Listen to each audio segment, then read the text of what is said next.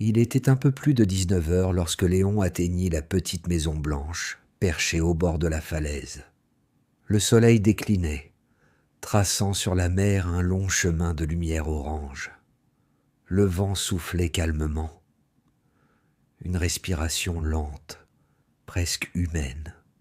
Léon s'arrêta devant la porte, absorbé par l'horizon, l'immensité de l'océan, la mousse des vagues qui frappaient la jaille et les rochers, et ce silence, un silence si vaste qu'il semblait respirer entre chaque souffle du vent. Il était venu pour se reposer, pour écrire, peut-être, pour oublier, surtout.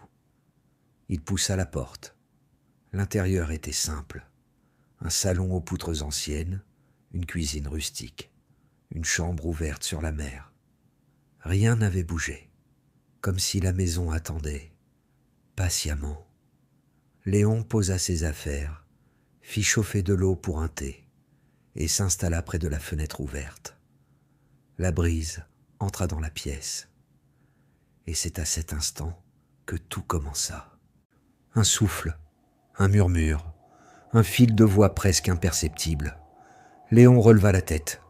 Au début, il pensa à un simple courant d'air, un sifflement, rien de plus. Mais non, il y avait une tonalité, une cadence, comme quelques mots perdus dans le vent. Il tendit l'oreille. Le murmure revint, léger, ondulant, comme si quelqu'un parlait à travers un voile d'air. Impossible de comprendre. On distinguait seulement une intention. Une histoire, peut-être, ou un souvenir. Puis le vent se calma. Le silence retomba. Léon sourit nerveusement. Il était épuisé. Sans doute son imagination, rien de plus.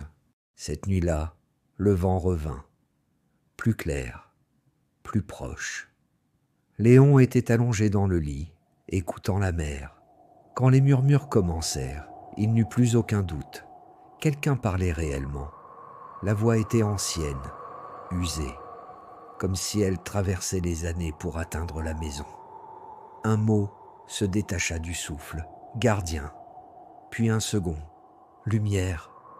Léon se leva, s'approcha de la fenêtre.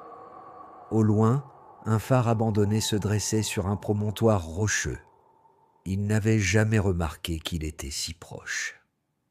Le vent enveloppa la pièce d'un halo sonore, presque hypnotique.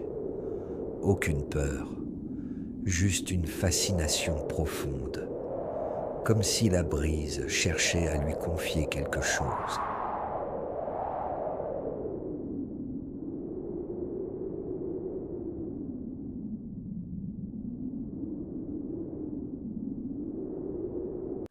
Le lendemain, poussé par la curiosité, Léon se rendit au phare. L'endroit semblait figé dans le temps. Rambardes rouillées, marches en colimaçon, vitres salies par le sel.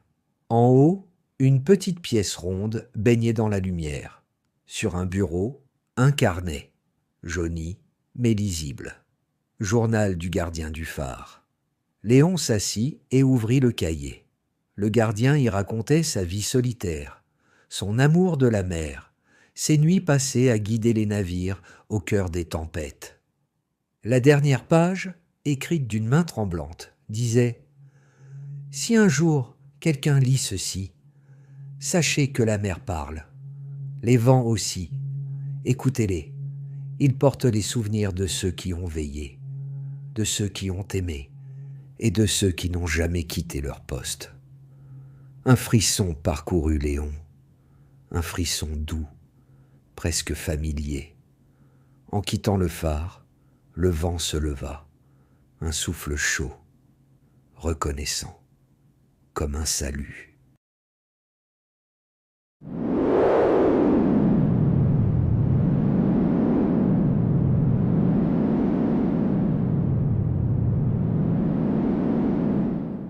Cette nuit-là, le vent fut plus clair que jamais. Léon s'installa près de la fenêtre. Toutes les lumières étaient éteintes. La lune seule éclairait la pièce. Le murmure commença, puis se transforma en voix, grave, calme, profondément humaine. La voix du gardien. Elle raconta sa vie, son choix du phare, ses nuits de tempête, la mer qu'il écoutait comme un être vivant, et cette côte qu'il n'avait jamais voulu abandonner, même après sa mort. La voix n'était pas là pour effrayer, elle était là pour transmettre, pour apaiser, pour laisser une trace. Léon resta immobile, le cœur ouvert, la respiration lente. Puis doucement, la voix s'éteignit. Le vent devint plus léger, plus fragile.